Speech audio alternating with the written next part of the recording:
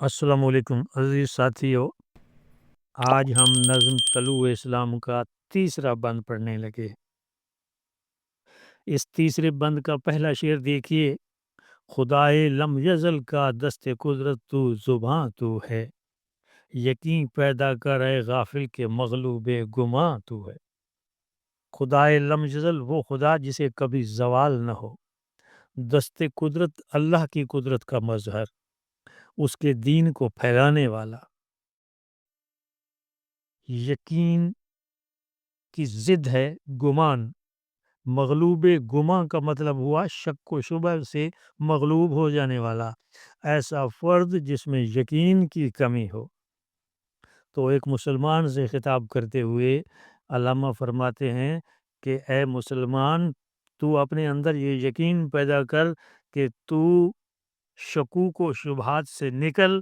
تجھے یقین ہونا چاہیے کہ اللہ تعالیٰ کی اس کائنات میں تیری بہت بڑی ذمہ داری ہے اور تیری بہت بڑی اہمیت ہے۔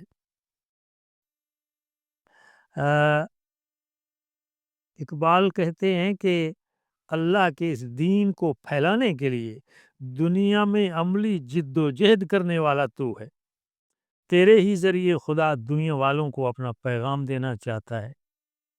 اور دوسرے مصرے میں جو ہے نا یقین کی بات، کہ اس کے دین پر کامل اعتقاد پیدا ہونا چاہیے، شک و شبہ کی منزل سے آگے گزر جانا چاہیے۔ اللہ کی ذات پر یقین کامل ہو تو منزلیں آسان ہو جاتی ہیں۔ دوسرے شعر کی طرف آ جائیے: پرے ہے چرخ نیلی فام سے منزل مسلماں کی، ستارے جس کی گرد راہ ہوں وہ کارواں تو ہے۔ یہ بھی مومن سے خطاب ہے۔ چرخ نیلی فام آسمان، گرد راہ راستے کا غبار، یعنی بے حیثیت شے، یہ مراد ہے بے حیثیت شے۔ پرے ہے چرخ نیلی فام سے منزل مسلمہ کی۔ علامہ صاحب کا بڑا خوبصورت شعر ہے نا، ابھی عشق کے امتحان اور بھی ہیں، تیرے سامنے آسماں اور بھی ہیں۔ تو مسلمانوں کو چاہیے کہ وہ بلند سے بلند مقام کو بھی اپنی منزل قرار نہ دیں، بلکہ حل میں مزید ان میں ایک اور آگے بڑھنے کی طلب رہنی چاہیے۔ ان کی مثال تو ایسے قافلے کی ہے جو اپنی ترقی اور عروج کے سفر میں ستاروں کو بھی پیچھے چھوڑ جائے گا۔ ستارے اس کے نزدیک راستے کی گرد سے زیادہ حیثیت نہیں رکھتے۔ تیسرا شعر: مکاں فانی مکیں یعنی ازل تیرا ابد تیرا، خدا کا آخری پیغام ہے تو جاوداں تو ہے۔ آن سے وقت کا سب سے چھوٹا اور مختصر وقفہ حصہ، لمحاتی عارضی آپ اسے کہہ لیجئے۔ ازل وقت کا نقطہ آغاز اور ابد وقت کا نقطہ انجام، مکین مکان میں رہنے والا، یہاں انسان مراد ہے، جاوداں ہمیشہ رہنے والا، زندہ و جاوید۔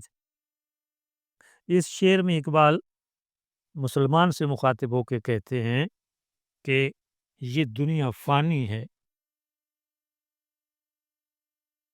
مسلمان یہ حقیقت فراموش نہ کرے کہ یہ دنیا باقی رہنے والی نہیں ہے، یہاں کی ہر شے ایک نہ ایک دن فنا ہو جائے گی، کیونکہ انسان کا قیام اس دنیا میں ایک عارضی حیثیت ہے۔ لیکن مسلمان کو یہ سمجھنا چاہیے کہ اگر اس کا جسم فانی ہے لیکن اس کے کارنامے اسے ہمیشگی کی زندگی عطا کر سکتے ہیں، اس لیے کہ دنیا میں خدا کا آخری پیغام یعنی اسلام کا نام لینے والا یہی مسلمان ہے۔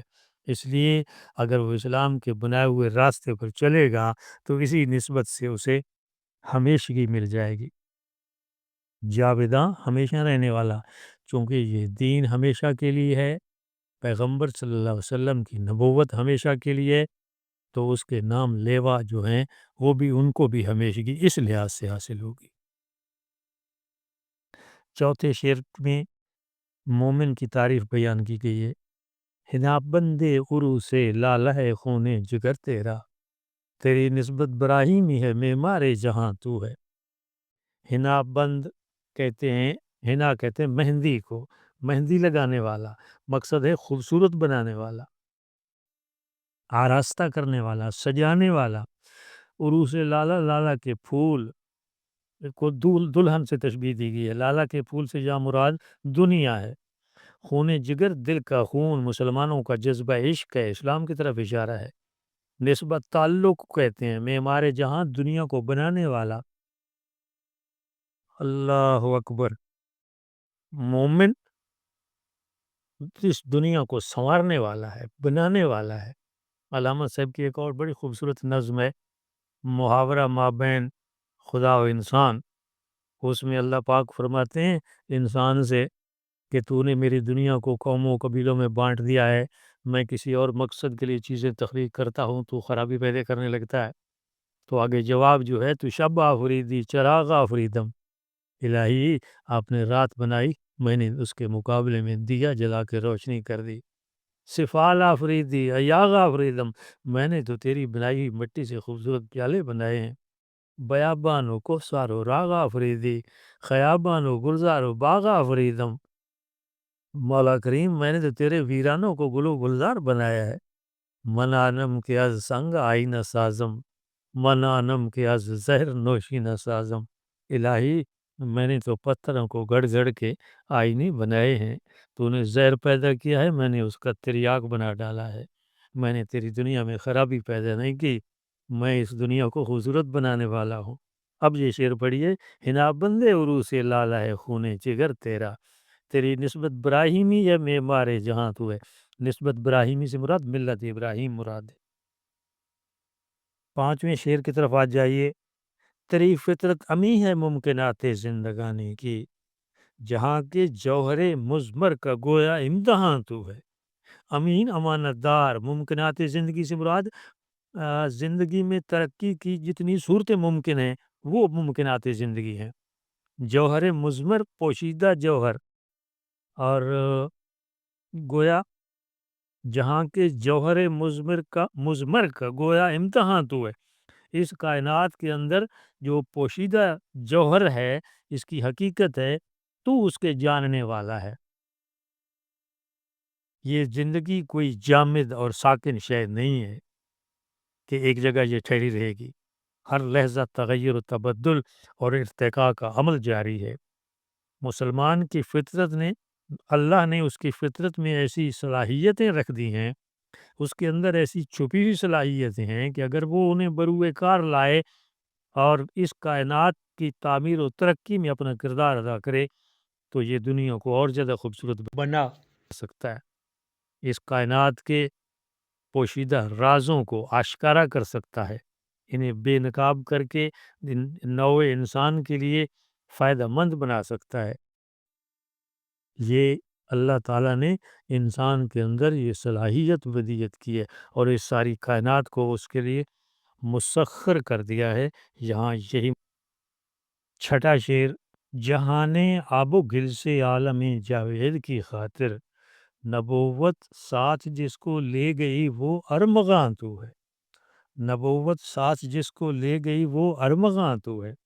بہت خوبصورت شعر ہے، اور اس میں آب و گل سے مراد یہ مادی دنیا ہے جو پانی اور مٹی سے بنی ہے۔ عالم جاوید دوسری دنیا ہے، اسے عالم جاوید یہ ہمیشہ رہنے والا اس لیے کہا گیا ہے کہ اس دنیا کو فنا نہیں ہے، یعنی آنے والا جو وقت ہے وہ فنا نہیں ہوگا۔ ارمغان تحفے کو کہتے ہیں۔ اس شعر میں ایک حدیث پاک کا ذکر ہے، اشارہ اس طرف ہے کہ نبی کریم صلی اللہ علیہ وسلم نے فرمایا کہ میں تمہاری وجہ سے قیامت کے دن دوسری امتوں پر فخر کروں گا۔ مسلمان اگر اپنے کردار اور عمل کے اعتبار سے صحیح معنوں میں مسلمان بن جائے تو وہ ایک ایسا تحفہ ہے جسے نبی کریم صلی اللہ علیہ وسلم خدا کے حضور فخری انداز میں پیش کر سکتے ہیں، اور یہ کہہ سکتے ہیں کہ اگر خدا نے مجھے دنیا میں نبی بنا کر بھیجا اور لوگوں کی اخلاق کی تکمیل کے لیے مامور کیا تھا تو میں نے بھی نبوت کا حق ادا کر دیا۔ میری تربیت کے اثر سے ایسی ایسی شخصیات وجود میں آئیں جن پر میں بجا طور پر فخر کر سکتا ہوں، اور یہ حقیقت ہے کہ نبی کریم صلی اللہ علیہ وسلم نے جو جماعت تیار کی، جو نفوس قدسیہ تیار کیے، ان کا ثانی چشم فلک نے پھر دیکھا نہیں۔ ساتواں شعر یہ نقطہ سرگزشت ملت بیضا سے ہے پیدا کہ اقوام زمین ایشیا کا پاسباں تو ہے۔ بڑی امید ہے اقبال کو مسلمانوں سے کہ ایشیا میں ان کا دور دوبارہ پلٹنے والا ہے۔ اور آٹھواں شعر اسی سے ملا لیجئے، سبق پھر پڑھ صداقت کا، عدالت کا، شجاعت کا، لیا جائے گا تجھ سے کام دنیا کی امامت کا۔ دنیا کی امامت کرنے والی اقوام میں تین خوبیاں ہونی چاہیے: سچائی ہو، عدل و انصاف ہو اور جرأت اور بہادری ہو۔ اگر مسلمانوں میں یہ تینوں صفات دوبارہ پیدا ہو جائیں تو یہ اپنی نشاط ثانیہ دوبارہ حاصل کر سکتے ہیں۔ جزاکم اللہ خیر۔